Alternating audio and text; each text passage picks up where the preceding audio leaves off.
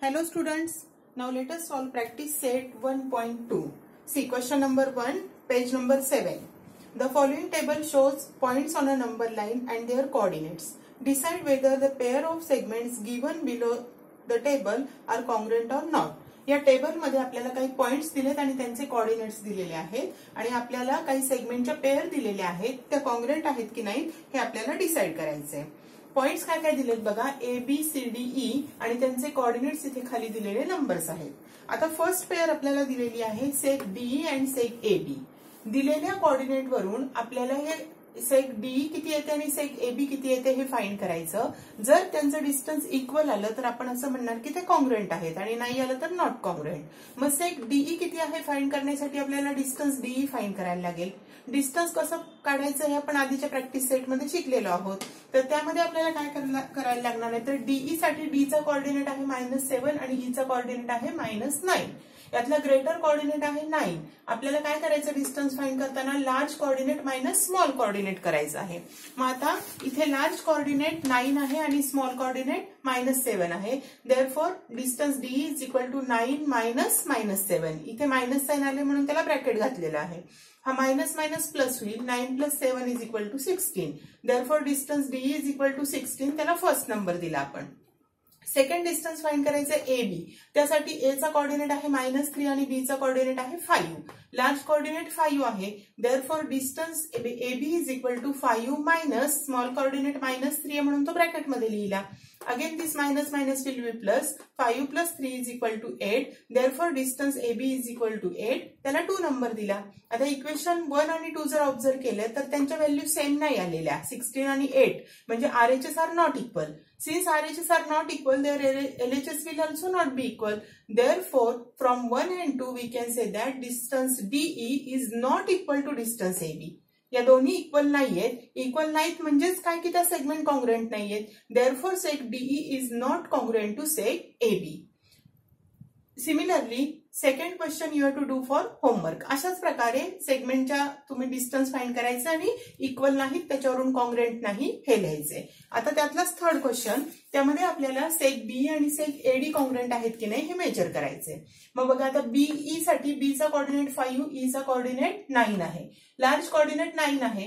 Therefore distance B is equal to 9 minus 5. Therefore distance B is equal to 4 and give number 1 to this value. Second value आपल्याला seg eddy ची काढायची आहे. Therefore इथे आपल्याला सेग एडीचं distance find करायचं आहे. Therefore distance AD is equal to A आणि D चं जर कोऑर्डिनेट आपण बघितलं इथे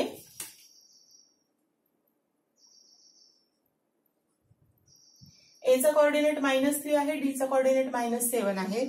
-3 आणि -7 यापैकी लार्ज कोऑर्डिनेट कोण आहे तर -3. हे तुम्हाला फर्स्ट प्रॅक्टिस सेट मध्ये मी सांगितलं होतं की निगेटिव्ह नंबर जेवढा लहान दिसतो तेवढा तो मोठा असतो. देअरफॉर -3 हा लार्ज कोऑर्डिनेट झाला. मायनस स्मॉल कोऑर्डिनेट -7 आहे तो ब्रॅकेट मध्ये लिहिला. परत इथे मायनस मायनस प्लस होईल. -3 तसाच आहे. +7 एक नंबर -1 प्लस आहे. सबट्रॅक्शन करून मोठ्या नंबरचं साइन द्यायचं. दोघांचं सबट्रॅक्शन 4 येईल आणि ग्रेटर नंबरचं प्लस साइन आहे. Therefore distance AD is equal to 4.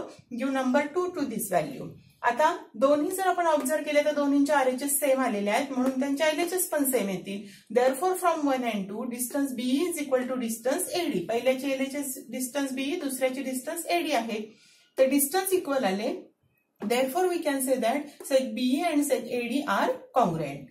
So in this way question number 1 is completed. Now see question number 2. Point M is the midpoint of seg AB. If AB is equal to 8, then find the length of AM. See what is given, AB is given 8, AB is equal to 8 and M is the midpoint of seg AB. जर आपण rough figure त्याची draw केली तर अशा प्रकारे आपल्याला मिळेल. ही सेग AB आहे, त्याचा हा M मिड पॉइंट आहे. ही टोटल AB आपल्याला 8 दिली तर आपल्याला ही AM फाइंड करायची आहे. आपण मिड पॉइंटचे डेफिनेशन बघितलेले आहे. त्यामध्ये आपण बघितलं की हे AM डिस्टन्स AB च्या हाफ असणार आहे. Therefore AM is equal to half AB आणि AB ची व्हॅल्यू 8 आहे. that is equal to half into 8. इथं 2 ने डिवाइड केलं. 2 1 are 2, 2 4 are 8. Therefore AM is equal to 4. Now question number 3. Point P is the midpoint of seg CD. If CP is equal to 2.5, find length CD. आता परत जर आपण rough figure draw केली तर सीडीचा P हा mid point दिलेला आहे आणि सीपी आपल्याला दिलंय एवढं डिस्टन्स 2.5, तर सीडी फाइंड करायचंय. उलट विचारलंय, इकडे टोटल डिस्टन्स दिलं होतं आणि हाफ विचारलं होतं, इकडे हाफ डिस्टन्स दिलं आणि टोटल फाइंड करायचंय. मग इथे आपल्याला CP is equal to 2.5 given आहे. P is the mid point of seg CD. मग पी मिड पॉइंट असेल तर आपण म्हणू शकतो CP is equal to half CD. हे इथं लिहिलं, त्याच्यात सीपीची व्हॅल्यू आहे 2.5 is equal to half into CD. हा अपॉन 2 आहे, तो इकडे जाऊन मल्टिप्लाय होईल 2.5 ला. 2.5 इंटू 2 केलं तर यांचं मल्टिप्लिकेशन 5 येईल and therefore CD is equal to 5. Now question number 4.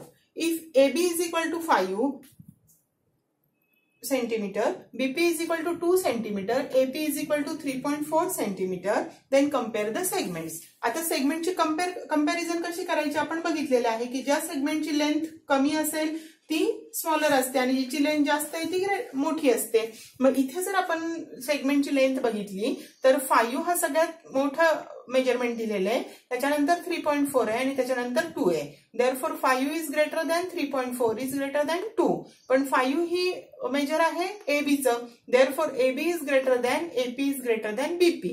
एकतर अशा प्रकारे कंपॅरिझन करू शकतो और आपण उलट्या प्रकारे लिहू शकतो की सगळ्यात लहान नंबर आधी लिहिला 2, त्याच्यापेक्षा मोठा 3.4, त्याच्यापेक्षा मोठा 5 आहे. देअरफॉर 2 ही व्हॅल्यू आहे बीपीची. BP is less than AP is less than AB. या दोन्हीपैकी कुठलंही एक आन्सर तुम्ही लिहू शकता. Next question number 5. याच्यामध्ये आपल्याला एक फिगर दिलेली आहे आणि त्या फिगरचा यूज करून आपल्याला काही क्वेश्चन्स विचारलेले आहेत, त्यांचे आन्सर्स लिहायचे आहेत. बघा पेज नंबर 8 बघा सगळ्यांनी. Write the answers of the following questions with reference to the figure. ही फिगर दिलेली आहे बघा, एक नंबर लाईन दिली आहे आणि त्याच्यावर T S R P Q असे काही पॉइंट्स दिलेले आहेत. आता फर्स्ट क्वेश्चन काय विचारलेला आहे बघा, write the name of the opposite ray of ray R P. बघा आता रे आर पी म्हणजे आर हा त्याचा एंड पॉइंट झाला आणि आर पी म्हणजे इकडच्या बाजूला वाढत गेलेला आहे. तर त्यांनी प्रश्न विचारलाय की right the name of the opposite ray of ray RP. मग आरपीचा ऑपोजिट रे म्हणजे एंड पॉइंट आरच राहील, फक्त डायरेक्शन चेंज होईल. म्हणजे तो रे कोणता येऊ शकतो, एकतर आपण रे आर एस म्हणू शकतो किंवा रे आर टी म्हणू शकतो. आणि म्हणून फर्स्ट क्वेश्चनचा आन्सर येईल रे आर एस और ray R T. Second question विचारलाय, write the intersection set of ray P Q and ray R P. बघा रे पी क्यू म्हणजे पी पासून सुरू होतो इकडे वाढत जातो आणि दुसरा आहे रे आर पी म्हणजे आर पासून सुरू होतो आणि ह्याच डायरेक्शनला वाढत जातो. या दोन्हींचा इंटरसेक्शन विचारलेला आहे. इंटरसेक्शन म्हणजे या दोन्हीतला कॉमन पार्ट. रे आर पी म्हणजे इथून सुरू होतो तो एंड पर्यंत पुढे वाढत जातो आणि रे पी क्यू म्हणजे इथून सुरू होतो तो वाढत जातो. या दोन्हींमध्ये कॉमन पार्ट कुठला येणार तर रे पी क्यू आणि म्हणून त्यांचा इंटरसेक्शन येईल ray P Q. Third question, write the union set of ray P Q and ray Q R. Ray P Q म्हणजे इथे एंड पॉइंट इकडे वाढत जातो, रे पी क्यू असा झाला. आणि रे क्यू आर म्हणजे इथे एंड पॉइंट तो इकडच्या डायरेक्शनला वाढत जातो आणि त्यांचा युनियन विचारलाय. म्हणजे एकत्र जर केलं तर रे पी क्यू आणि रे क्यू आरचा युनियन येईल ही पूर्ण लाईन. म्हणजे आपण तिला लाईन पी क्यू म्हणू शकतो किंवा लाईन क्यू आर म्हटलं तरी चालेल. Next question, state the rays of which seg Q R is subset. Seg Q R म्हणजे ही सेगमेंट सबसेट येईल. इथून तर एवढी सेगमेंट ही सबसेट येईल. असा रे कुठला आहे असं विचारलेलं आहे. मग ही सबसेट होणारा रे कुठला होऊ शकेल, एक तर रे क्यू आर चालू शकेल म्हणजे क्यू पासून सुरू होतो इकडे वाढत जाईल, और रे क्यू एस और रे क्यू टी यापैकी कुठलाही रे चालेल. किंवा सेक क्यू आर म्हणजे सेक आर क्यू आहे म्हणजे इकडचा पण रे चालेल. रे आर क्यू सुद्धा चालू शकेल याच्यामध्ये किंवा रे एस क्यू चालेल, रे टी क्यू चालेल. तर या 6 पैकी कुठलाही एक रे तुम्ही त्याचा आन्सर लिहू शकता. Next question number 5, write the pair of opposite rays with common end point R. R हा कॉमन एंड पॉइंट असणारे ऑपोजिट रे म्हणजे रे आर पी म्हटलं तर ऑपोजिट रे आर एस येईल. तर हा झाला आर एंड पॉइंट असलेले दोन opposite ray, ray R P and ray R S किंवा ray R Q and ray R T असंही म्हटलं तरी चालेल. Question number 6, write any 2 rays with common end point S. S हा एंड पॉइंट असणारे 2 raise आपल्याला लिहायचे आहेत. म्हणजे कसं लिहू शकतो आपण, रे एस आर चालू शकेल किंवा रे त्याचा ऑपोजिट रे येईल S T, ray S R and ray S T. Question number 7, write the intersection set of ray S P and ray S T. बघा रे एस पी म्हणजे इथून एस पासून सुरू झाला इकडे वाढत गेला, एस टी म्हणजे एस पासून सुरू झाला आणि इकडे वाढत गेला. हा रे एस पी असा वाढत गेलेला आहे इकडे, आणि रे एस टी इथून सुरू झाला आणि इकडे वाढत गेला. मग त्याचा इंटरसेक्शन म्हणजे हा येईल पॉइंट एस.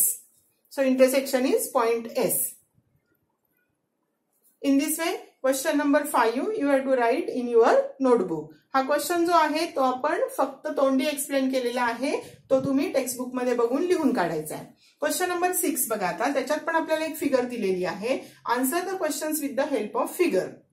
या फिगरवर आपल्याला काही पॉइंट्स आणि त्यांचे कोऑर्डिनेट्स दिलेले आहेत. यातले फक्त पहिले 2च क्वेश्चन्स आपल्याला घ्यायचे आहेत 6 मधले. क्वेश्चन नंबर 3 हा तुम्ही सेल्फ स्टडीला घरी करून बघायचा आहे.